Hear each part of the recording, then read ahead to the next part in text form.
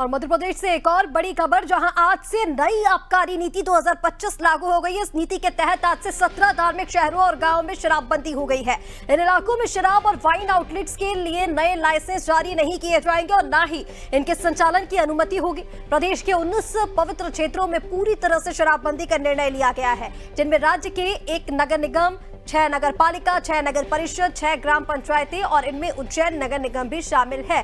तो वहीं उज्जैन के काल भैरव मंदिर में प्राचीन समय से पापा के दर्शन में मदिरा का भोग लगाने की परंपरा थी, लेकिन अब मंदिर परिसर में भी शराब दुकानें बंद कर दी गई हैं और अब भक्तों को बाहर से ही शराब लेकर काल भैरव को भोग लगाना होगा। बता दें कि आज से उज्जैन, ओमकारेश्वर, माहेश्वर, मंडलेश्वर, ऊर्चा, मैयर, चित्रकूट, दतिया, पन्ना, मंडला, मुल्ताई, मंदसौर, उमरकंटक की संपूर्ण नगरीय सीमा, साथ ही सलकनपुर, कुंडलपुर, बांडकपुर, बरमान कला, बरमान खुर्द और लिंगा की ग्राम पंचायत सीमा में समस्त मदिरा दुकानों को और बारों को बंद कर दिया गया है। मुख्यमंत्री डॉक्टर मोहन यादव ने कहा है कि राज्य सरकार द्वारा नशा मुक्ति की दिशा में यह एक ऐतिहासिक कदम उठाया गया है। तो वहीं मंत्री सारंग ने कहा कि इन शहरों में देश विदेश से श्रद्धालु आते हैं, धार्मिक अनुष्ठान करते हैं और ऐसे स्थानों पर शराबबंदी एक सकारात्मक कदम है। कांग्रेस को इस पर नकारात्मक बयान देने का कोई हक नहीं है। हाँ, हमने ये अपनी इस नीति के अंतर्गत ये निर्णय किया था कि धार्मिक शहरों से खास करके ऐसे स्थानों पर जहाँ यद्यपि पहले भी नर्मदा के उद्गम से लेकर के महासागर तक जाने के लिए मध्य प्रदेश सरकार ने शराबबंदी तो की थी, लेकिन उसकी एरिया डिफाइंड नहीं था। जहाँ हमारी आबादियाँ हैं उन आबादियों को खोलने की ज़रूरत थी।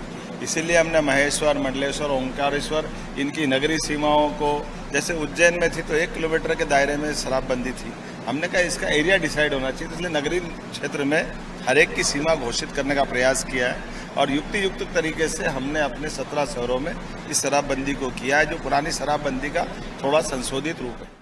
वो शहर जो धार्मिक और ऐतिहासिक पृष्ठभूमि के हैं, उनमें आज से शराबबंदी शुरू हो गई है, क्योंकि वहाँ पर बड़ी संख्या में देश विदेश के श्रद्धालु आते हैं, बहुत श्रद्धा के साथ वहाँ पर अपनी धार्मिक अनुष्ठान और पूजा पाठ करते हैं। तो एक ऐसे स्थानों पर अब शराबबंदी की हमने शुरुआत की है मध्य प्रदेश की सरकार ने।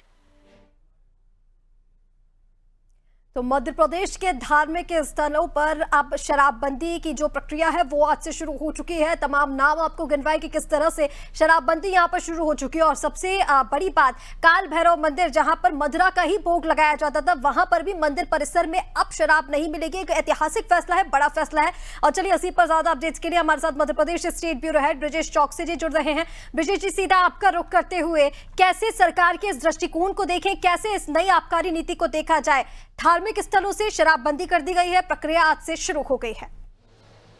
निश्चित तौर पर यह देखिए कि किस तरह से मध्य प्रदेश के डॉक्टर मोहन यादव की सरकार ने पहले ही तय कर लिया था कि नई आबकारी नीति में ये प्रावधान किया जाएगा।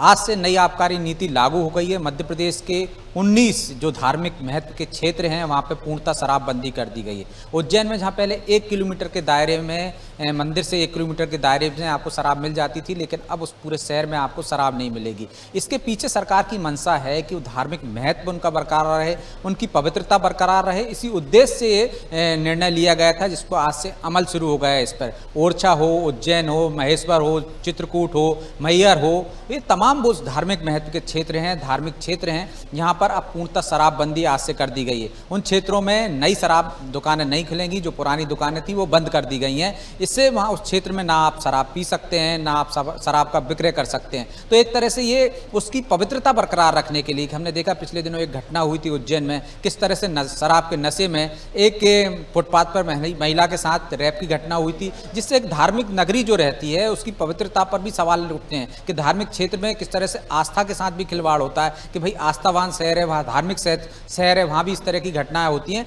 तो शराबबंदी से एक तरह से वहाँ पे क्राइम कम होगा।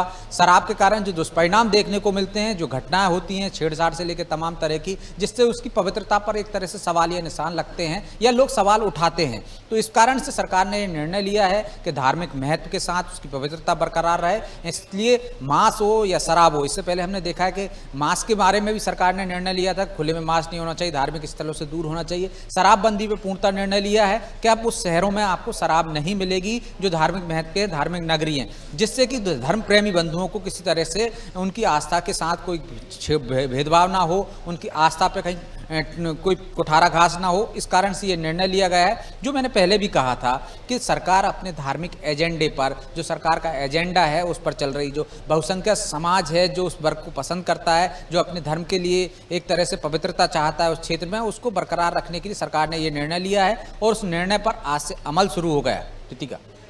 बिल्कुल ब्रजेश जी, तमाम जानकारी के लिए बहुत शुक्रिया आपका। तो ठीक कहा आपने कि धार्मिक एजेंडे को सरकार आगे बढ़ा रही है और 17 धार्मिक क्षेत्रों में शराबबंदी होना ये एक ऐतिहासिक फैसला है। मुख्यमंत्री की ओर से भी यह कहा गया था कि एक ऐतिहासिक कदम है जो सरकार ने उठाया है। नई आबकारी नीति लागू हो गई है जहां पर अब तमाम धार्मिक स्थलों से शराब की दुकानें हटा दी जाएंगी और आज से ये प्रक्रिया शुरू हो चुकी है।